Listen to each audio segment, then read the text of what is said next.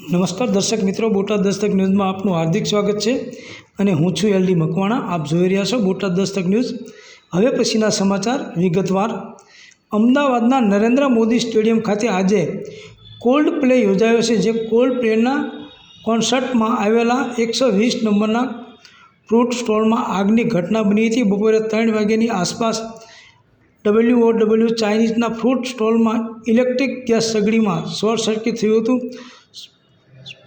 Circuit થયું અને ઓવરહીટિંગના કારણે આગ લાગી હતી. તાત્કાલિક ધોરણે અમદાવાદના ફાયર બ્રિગેડની ચાંદખેડા ફાયર સ્ટેશનની ટીમ હાજર હતી. તેઓ દ્વારા ફાયર એક્સ્ટિંગ્વિશરની મદદથી આગને બુઝાવી દેવામાં આવી હતી. નરેન્દ્ર મોદી સ્ટેડિયમમાં લોકો મેટ્રો ટ્રેનથી આવી રહ્યા છે, જેને લઈને ભીડ જામી છે. સ્ટેડિયમ અંદરની સીટો ધીમે ધીમે ભરાઈ રહી છે, પરંતુ ગ્રાઉન્ડ ફૂલ થઈ ગયું છે. માનવ મહેરામણ ઉમટ્યું હોય તેવા ગ્રાઉન્ડમાં દ્રશ્યો જોવા મળી રહ્યા છે. અમદાવાદ સહિત દેશના મ્યુઝિક લવર જે દિવસની રાહ જોતા હતા એ 25 જાન્યુઆરી દિવસ આવી ચૂક્યો છે. નરેન્દ્ર મોદી સ્ટેડિયમમાં યોજાઈ રહેલી કોલ્ડ પ્લે કોન્સર્ટને હવે ગણતરીના કલાકો બાકી છે.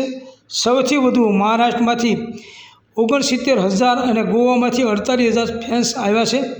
સાંજે 5 વાગ્યાથી શરૂ થનારી આ ઇવેન્ટ્સ માટે પ્રેક્ષકોને બપોરના 2 વાગ્યાથી સ્ટેડિયમમાં પ્રવેશ આપવાની શરૂઆત થઈ ગઈ છે. સ્ટેડિયમમાં અંદાજે 1 લાખ કરતાં વધુ લોકો ઉપસ્થિત રહેવાના હોવાથી જડબેસલાક સુરક્ષા ગોઠવવામાં આવી છે. ઇવેન્ટ્સના કારણે ટ્રાફિક સમસ્યા ન સર્જાય એ માટે પણ પ્રતિબંધિત અને વૈકલ્પિક માર્ગોની યાદી જાહેર કરવામાં આવી છે. હાલ મેટ્રો સ્ટેશન અને મોટી સ્ટેડિયમ બહાર લોકોની ભીડ જમી થઈ રહી છે. ધીરે ધીરે લોકોને સ્ટેડિયમમાં પ્રવેશ અપાઈ રહ્યો છે.